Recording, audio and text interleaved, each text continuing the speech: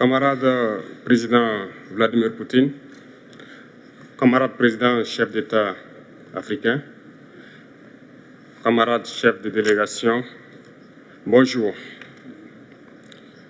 C'est un honneur pour moi ce matin donc de prendre la parole ici et de vous passer donc le salut fraternel du peuple du pays des hommes intègres. C'est aussi le lieu pour moi, avant tout propos, de rendre grâce à Dieu, Dieu Tout-Puissant qui nous a permis de nous réunir ici ce matin en bonne santé pour parler de l'avenir et du bien-être donc de nos peuples. Je m'en vais m'excuser auprès des anciens que je pourrais vexer dans mes propos à venir. Africanité oblige, les droits d'aînesse, je me dois de m'excuser. Camarades, j'ai quelques questions donc de ma génération, mille et une questions qu'on se pose. Mais nous n'avons pas de réponse. Et il se trouve qu'ici, nous pouvons laver donc notre linge sale parce qu'on se sent en famille. On se sent en famille en ce sens que la Russie est une famille aussi pour l'Afrique. C'est une famille parce que nous avons la même histoire. La Russie a consenti d'énormes sacrifices pour libérer le monde du nazisme pendant la Seconde Guerre mondiale. Les peuples africains, nos grands-pères, ont été déportés de force aussi pour aider l'Europe à se débarrasser du nazisme. Nous partageons la même histoire en ce sens que nous sommes les peuples oubliés du monde, qu'ils soient dans les livres d'histoire, dans les documentaires ou films. On tend donc à balayer le rôle prépondérant qu'a joué la Russie et de l'Afrique dans cette lutte contre le nazisme. Nous sommes ensemble parce que, actuellement, nous sommes là pour parler de l'avenir de nos peuples, de ce qui va advenir demain, de ce monde libre auquel nous aspirons, de ce monde sans ingérence dans nos affaires internes. Nous avons les mêmes perspectives et je souhaite que ce sommet soit l'occasion donc de pouvoir tisser de très bonnes relations en vue d'un meilleur avenir de nos peuples. Les questions que mes générations se posent sont les suivantes, si je peux me résumer. C'est de ne pas comprendre comment l'Afrique, avec tant de richesses sous notre sol, avec une nature généreuse, de l'eau, du soleil en abondance, l'Afrique est aujourd'hui le continent le plus pauvre. L'Afrique est un continent affamé.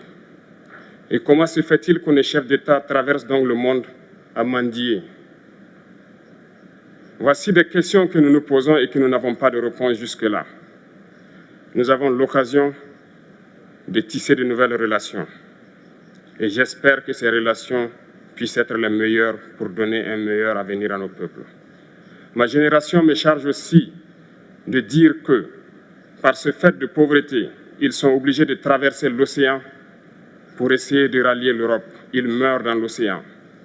Mais que prochainement, ils n'iront pas traverser parce qu'ils viendront devant nos palais pour chercher leur pitance quotidienne.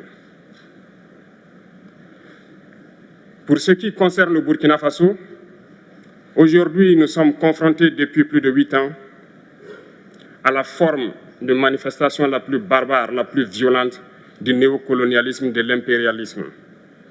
L'esclavage qu'on tend encore à nous imposer. Nos dévanciers nous ont bien appris une chose. L'esclave qui n'est pas capable d'assumer sa révolte ne mérite pas que l'on s'apitoie sur son sort.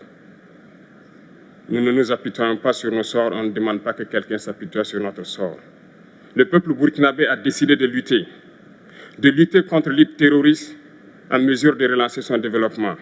Dans cette lutte, des vaillants peuples, des vaillantes populations se sont engagées à prendre les armes face au terrorisme, ceux que nous avons affectueusement appelés les VDP, des volontaires. Nous sommes surpris de voir les impérialistes traiter ces VDP de milices et de tout type. C'est décevant, parce qu'en Europe, lorsque des peuples prennent les armes pour défendre leur patrie, on les traite de patriotes. Nos grands-pères ont été déportés pour sauver l'Europe. Ce n'était pas avec leur consentement, contre leur gré. Et bien au retour, on se rappelle bien qu'à Tiaroy, lorsqu'ils ont voulu revendiquer leurs droits élémentaires, ils ont été massacrés. Cela ne fait rien donc. Lorsque nous, peuple, nous décidons de nous défendre, on nous traite de milices. Mais là n'est pas le problème. Ce qui est le problème, c'est de voir des chefs d'État africains qui n'apportent rien à ces peuples qui se battent, mais qui chantent la même chose que les impérialistes en nous traitant de milices, en nous traitant donc d'hommes qui ne respectent pas les droits de l'homme. De quels droits de l'homme parle-t-on?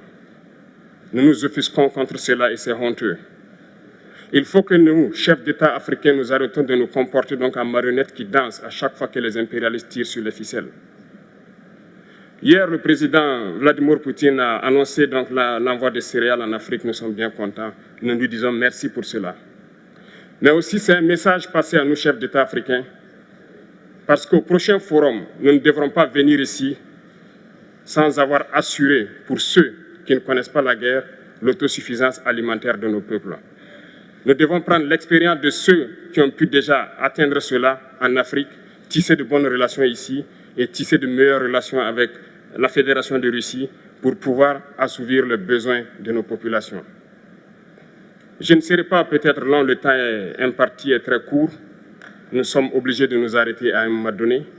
Mais je voudrais terminer en disant que nous devons donc rendre hommage à nos peuples qui se battent. Gloire à nos peuples, dignité à nos peuples, victoire à nos peuples. La patrie ou la mort, nous vaincrons. Merci.